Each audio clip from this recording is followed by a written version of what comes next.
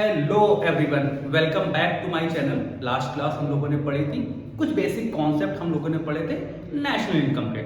आज हम लोग उसी के आगे कंटिन्यू करते हैं क्लास 12 के लिए for the CBSE and ISC board. सबसे इंपॉर्टेंट मेथड मैं तुमको आज पढ़ाने की कोशिश करूंगा, that is called the income method. Income method जब हम लोग स्टार्ट करेंगे नेशनल इनकम में, तो सबसे पहले हमें यह पता होना चाहिए कि इनकम मेथड में हम वैल्यू निकालते हैं एनडीपी एट एफसी।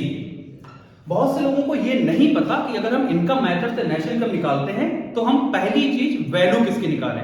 तो आप याद रखेंगे, सबसे पहले हम इनकम मेथड से जब नेशनल इनकम निकालेंगे तो हम वैल्यू निकाल रहे होंगे एनडीपी एट एफसी। बेसिक सी चीज तुम बस ये समझ लो कि भारत में बहुत सारे लोग हैं जो इनकम जनरेट कर रहे हैं, और जितने लोग इनकम जनरेट करें अगर उनकी इनकम को हम ऐड कर दें, टोटल कर दें, तो वही तो हमारी इनकम डोमेस्टिक इनकम निकल के आएगी ना। मैंने क्या बोला, भारत के अंदर, क्योंकि आप निकाल क्या रहे हैं, डोमेस्टिक इनकम। तो with in the domestic territory of the country जितने भी लोग इनकम जनरेट कर रहे हैं उनकी इनकम को अगर हम टोटल कर दें, ऐड कर दें, तो क्या निकल के आएगा, एनडीपी एट एफसी। याद रखना, अभी नेशनल इनकम नहीं निकली है, अभी हम क्या निकाल रहे हैं, डोमेस्टिक इनकम। और नेशनल इनकम निकालेंगे जब, तो हम लोगों ने लास्ट क्लास में बेसिक कन्वर्जन्स पढ़े थे, कुछ चीजें हमें ऐड करनी होगी, उन चीजों को ऐड करके हम एनडीपी एट एफसी से कन्वर्ट कहां हो जाएंगे, नेशनल इनकम की तरफ, जिसको हम लोग क्या बोलते हैं, NNP at FC. Got it. एक दिमाग में तुम्हारे क्वेरी और आएगी कि सर हमने यहां पर एफसी ही क्यों लिखा, यहां पर हमने एमपी क्यों नहीं लिखा। तो आपको पता है, आप इनकम जनरेट करने के बाद टैक्स देते हैं, तो हमेशा जो इनकम मेजर होगी वो विदाउट टैक्स मेजर होगी। जब इनकम जनरेट कर लेंगे, पैसा कमा लेंगे, हम तब टैक्स पे करेंगे। डन।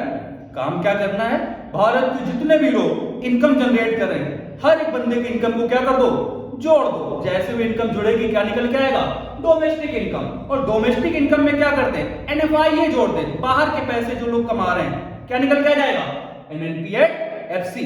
तो लेट्स स्टार्ट। सबसे पहले क्या निकाल रहे हैं, एनडीपी एट एफसी। सबसे पहले हम क्या ध्यान देंगे, सबसे पहले बहुत सारे लोग ऐसे जो अपना घर रेंट पे उठाते हैं।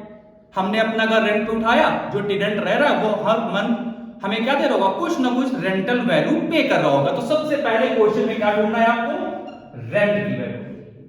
डन। कुछ मत करो, क्वेश्चन देखा, क्वेश्चन का कंटेंट देखा, कंटेंट में क्या देगा, रेंट। जैसे ही रेंट आपको मिले उसको उठा लो, ऐड कर दो। रेंट के साथ दूसरी वैल्यू हम क्या देखेंगे, is called the royalty. Royalty का मतलब एग्जांपल से समझो, रात में मैं सो रहा था, मुझे सपना आया किस चीज का, कि मेरे घर के नीचे क्रूड ऑयल का कुआं है, और मुझे लगा यार ये सपना शायद सही हो जाए तो। और मैंने क्या किया, दूसरे दिन जेसीबी वाले को बुलवाया, जेसीबी वाले से खुदाई करवा दी। मोहल्ले वाले लोग भी देखने लगे, क्योंकि जेसीबी चलेगी तो लोग तो देखेंगे। जब लोग देखने लगे तो एक दो घंटे बाद रियलिटी में यार वहां पर क्रूड ऑयल का कुआं निकल आया। जैसे ही कुआं निकला, यूपी में शोर हो गया, कानपुर में शोर हो गया, पूरे ऑल ओवर द इंडिया में शोर हो गया। तो अगर शोर होगा तो गवर्नमेंट को भी पता चलेगा। जब गवर्नमेंट को पता चला तो उसने कहा भाई ऐसा है, ये जो क्रूड ऑयल का कुआं है ये मेरा है, इसके एवज में हम आपको कुछ नौकरी दे देंगे, उसके एवज में कुछ हम आपको कंपनसेशन दे देंगे, कुछ पैसा दे देंगे। जो पैसा उस कुएं के एवज में मिला is called the royalty. Got it. तो सबसे पहले क्वेश्चन में रेंट, दूसरा क्वेश्चन में रॉयल्टी। अब तुम लोग अपने घर में कुआं ना खोद रहा, ठीक है। थर्ड, अब आपके पिताजी, मैं अपनी एग्जांपल लेता हूं ना, मैं भी किसी स्कूल में टीचिंग कर रहा हूं ना, मैं जब स्कूल में अपनी सर्विस देता हूं एक मंथ के लिए, तो वो लोग मुझे कुछ ना कुछ सैलरी पे करते हैं। वो सैलरी क्या होगा, मेरी इनकम का पार्ट है ना, उसको हम नेशनल इनकम की भाषा में क्या बोलते हैं, compensation of employees, that is called the COE. COE मतलब कंपनसेशन ऑफ एम्प्लॉइज। तो तीन लोग हमें मिले, पहला बंदा जो रेंटल वैल्यू जनरेट कर रहा है उससे भी इनकम जनरेट कर रहा है, दूसरा बंदा रॉयल्टी से इनकम जनरेट कर रहा है, तीसरा बंदा जो नौकरी कर रहा है और नौकरी के एवज में जो सर्विस वो उसको दे रहा है, रेंडर कर रहा है सर्विस, उसके एवज में उसको क्या मिल रही है, कुछ ना कुछ इनकम। ओके, श्योर, समझ गए। ध्यान से देखो वीडियो भैया, तब समझ पाओगे। अच्छा, आगे बढ़ते हैं। अब मैंने क्या किया ना, मेरे एक फ्रेंड ने कहा कि यार 10,000 रुपए मुझे दे दो उधार।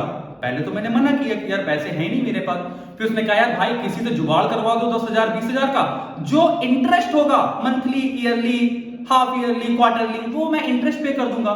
मुझे लगा यार ये तो कमाने का सही तरीका है। मैंने अपने अकाउंट से 20,000 रुपए निकाले और सुरेश, रमेश, जो भी था, जो भी मेरा फ्रेंड था, मैंने उसको 20,000 रुपए as a 5% rate of interest पे दे दिए। तो जो 5% मुझे पैसा मिला वो क्या होगा? इंटरेस्ट। और वो पैसा मेरी इनकम का ही पार्ट है ना। तो फोर्थ वैल्यू हम क्या ऐड कर रहे हैं? इंटरेस्ट। डन। चार चीजें भी, तो चार चीजें पहले क्वेश्चन में निकालेंगे, rent, royalty, compensation of price और इंटरेस्ट। फिर हमने कहा यार कि एक व्यापार भी तो होता है ना। एक बिजनेसमैन जो बिजनेस कर रहा है, और जो बिजनेस करेगा वो डेफिनेटली प्रॉफिट जनरेट करेगा। तो प्रॉफिट भी तो उस बंदे की इनकम की ही पार्ट है ना। सिंपल ना। आपके पिताजी या तो व्यापार कर रहे होंगे या तो नौकरी कर रहे होंगे। अगर आपके पिताजी नौकरी कर रहे हैं तो किसका पार्ट है? Compensation on price. और अगर आपके पिताजी का बिजनेस है, बेस्ड है, उससे वो क्या जनरेट करे? प्रॉफिट। तो प्रॉफिट भी उनकी इनकम का पार्ट है ना। तो इनकम मेथड में और हम क्या ऐड कर देंगे? प्रॉफिट। अब यार आपने कहा कि सर ऐसे तो हम लोग बोर्ड भर जाएगा, 2-3 दिन बीत जाएंगे और लोग आते जाएंगे और बोलते जाएंगे मैंने इससे इनकम जनरेट करी, मैंने उससे इनकम जनरेट करी।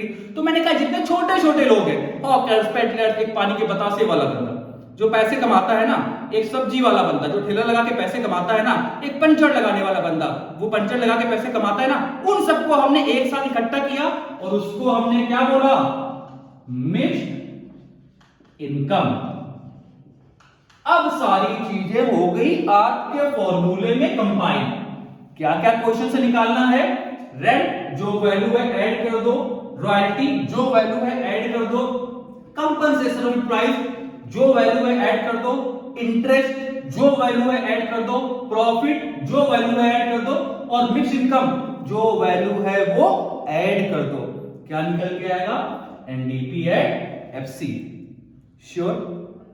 पक्का? ओके। अब दो चीजें यहां पर और समझ लो। कभी कभी क्या होता है ना कि वो कंपनसेशन ऑफ एम्प्लॉयज डायरेक्टली आपको क्वेश्चन में नहीं देगा, वो प्रॉफिट आपको डायरेक्टली क्वेश्चन में नहीं देगा। तो कंपनसेशन ऑफ एम्प्लॉयज के 3 पार्ट होते हैं। वो क्या क्या होंगे? यहां पर लिखते हैं कंपनसेशन ऑफ एम्प्लॉयज, और इनको हम करते हैं 3 पार्ट में क्लासिफाइड। पहला आएगा salaries and wages in cash. दूसरा आएगा salaries and wages in kind. अभी मैं समझा रहा हूं, परेशान मत होना। तीसरा आएगा employers contribution to social security benefits. Done. याद रखना, अगर कंपनसेशन ऑफ एम्प्लॉयज गिवन है तो ये तीनों वैल्यू सेपरेटली ऐड नहीं होंगी, बिकॉज कंपनसेशन ऑफ एम्प्लॉयज घर का गार्जियन है, और अगर घर का गार्जियन अवेलेबल है तो भैया कार्ड शादी का जो आएगा घर के गार्जियन के नाम आएगा, फिर बच्चों से हमें कोई मतलब नहीं है। लेकिन अगर गार्जियन अवेलेबल गार्जियन नहीं है तो घर में जितने भी बच्चों के सबके नाम कार्ड आएगा। तो salaries and wages in cash, आपके अकाउंट में salary I. Salaries and wages in kind का मतलब है टीचर्स डे आता है ना, टीचर्स डे में स्कूल हमें कुछ गिफ्ट देता है। गिफ्ट का मतलब क्या है कि अगर वो मार्केट से मैं वो गिफ्ट परचेज करता तो डेफिनेटली मेरे कुछ ना कुछ पैसे लगते। तो कैश के अलावा अगर किसी भी तरीके से आपको पैसा दिया जाता है, कैश के अलावा अगर किसी भी तरीके से आपको पैसा या पैसे की वैल्यू की जैसा कोई भी चीज आपको दी जाती है, वो किस में काउंट होता है? Salaries and wages in kind में। Last employers contribution, not the employees. Employers का मतलब आपके अकाउंट में, आपके सैलरी अकाउंट में आप बहुत दिनों से काम कर रहे थे और आपका मालिक आपके लिए कुछ कंट्रीब्यूट कर रहा है, जस्ट लाइक प्रोविडेंट फंड के लिए आपको कुछ पैसा वो दे रहा है, वो हो जाएगा employer contribution to social security benefit. मैं फिर से रिपीट कर रहा हूं, अगर कंपनसेशन ऑफ एम्प्लॉयज गिवन है तो salaries and wages in cash, salaries and wages in kind and employer contribution to social security benefit separately add नहीं होगा। लेकिन अगर सीओई आपको नहीं गिवन तो अगर तीनों गिवन तो तीनों को ऐड कर दो, कोई दो गिवन तो दो को ऐड कर दो, कोई एक गिवन है तो एक को ऐड कर दो। श्योर, पक्का। एक चीज और देखो, प्रॉफिट, क्योंकि प्रॉफिट के भी कुछ पार्ट गिवन होते हैं। प्रॉफिट के कौन कौन से पार्ट हैं? सबसे पहले रिटेन्ड अर्निंग, दूसरा डिविडेंड, तीसरा कॉर्पोरेट अर्निंग, चौथा अनडिस्ट्रीब्यूटेड प्रॉफिट। सेम कॉन्सेप्ट यहां पर भी। अगर क्वेश्चन में प्रॉफिट गिवन है तो ये चारों पार्ट सेपरेटली क्वेश्चन में ऐड नहीं होंगे, लेकिन अगर प्रॉफिट नहीं गिवन और ये चार पार्ट गिवन है तो चारों को ऐड कर देंगे, कोई दो गिवन है तो दो को ऐड कर देंगे, कोई तीन गिवन है तो तीन को ऐड कर देंगे। डन। याद रखना, अगर पापा या गार्जियन मींस प्रॉफिट घर में अवेलेबल है तो इन बच्चों के साथ हमें कोई भी रिलेशन नहीं रखनी। किसके साथ रखेंगे? गार्जियन के साथ। लेकिन अगर घर का गार्जियन अवेलेबल नहीं है तो फिर इन बच्चों के साथ रिलेशन बनानी पड़ेगी, मतलब जो भी कार्ड देंगे, जो भी इनविटेशन देंगे, इन बच्चों के नाम देंगे। श्योर, पक्का, ओके। चलो, तो एनडीपी एट एफसी हम लोगों ने थोड़ी सी मेहनत करके निकाल लिया, लेकिन क्वेश्चन में क्या बोला था? नेशनल इनकम निकालना। क्या था? National income. निकाल के क्या बैठे हैं? NDP at FC. जल्दी से कल वाली वीडियो देखना और आज से उसको कंपेयर करना। निकाल के क्या बैठे? NDP at FC. निकालना क्या था? NNP at FC. तो नेट से नेट में अगर जा रहे हैं कोई कन्वर्जन? नहीं सर। डोमेस्टिक से अगर जाएंगे नेशनल में तो मैंने कल क्या बताया था? प्लस एनएफआईए, मतलब जो भी आपने एनडीपी एट एफसी की वैल्यू निकाली है उसमें net factor income from abroad को ऐड कर दो, आपको क्या मिल जाएगा? आपकी नेशनल इनकम। ओके, और नेशनल इनकम मतलब NNP at FC. I think अगर आपने वीडियो को क्लैरिटी से देखा तो आज जो फर्स्ट बहुत इंपॉर्टेंट टॉपिक हम लोगों ने पढ़ा that is called the national income. ये आपको नेशनल इनकम में इनकम मेथड, ये आपको बहुत क्लैरिटी से समझ में आया होगा। तो हम लोगों ने अभी इनकम मेथड प्रॉपर बहुत ही अच्छी तरीके से समझ लिया। एक चीज और जो बहुत इंपॉर्टेंट है और आपके बोर्ड में बहुत बार वो आपसे पूछा जाता है, that is called operating surplus. वो क्या करेंगे? आपको क्वेश्चन में ऑपरेटिंग सरप्लस दे देंगे और बस आपने जो फॉर्मूला पढ़ा उस फॉर्मूले में तो कहीं ऑपरेटिंग सरप्लस लिखा ही नहीं था। तो आप याद रखना, ऑपरेटिंग सरप्लस चार चीजों का कॉम्बिनेशन है। सर वो क्या क्या है? Rent plus royalty plus interest plus profit. मतलब अगर क्वेश्चन में आपको ऑपरेटिंग सरप्लस दे रहा है तो फिर उसने ऑपरेटिंग सरप्लस में रेंट, रॉयल्टी, इंटरेस्ट और प्रॉफिट को ऐड कर रखा है। मींस अगर क्वेश्चन में ऑपरेटिंग सरप्लस गिवन है तो आप क्वेश्चन से रेंट, रॉयल्टी, इंटरेस्ट और प्रॉफिट को ऐड नहीं करेंगे। तो सर फिर फॉर्मूला क्या बनेगा? बेटा आपको फॉर्मूला बनेगा NDP at FC is equals to operating surplus that is called the OS.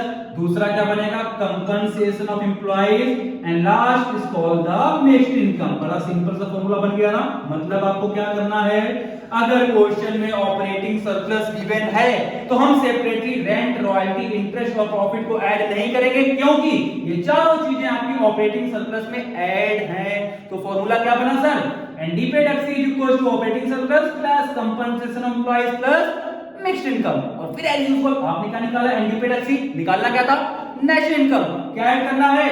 Net factor income from abroad. जो भी बाहर से पैसा आया एनडीपी एट एफसी में क्या कर दो? धर के ऐड कर दो। क्या निकल के जाएगा? National income. तो आज हम लोगों ने क्या पढ़ा? नेशनल इनकम में one of the most important topic income method. मैंने कोशिश करी आपको बहुत क्लैरिटी से पढ़ाने की।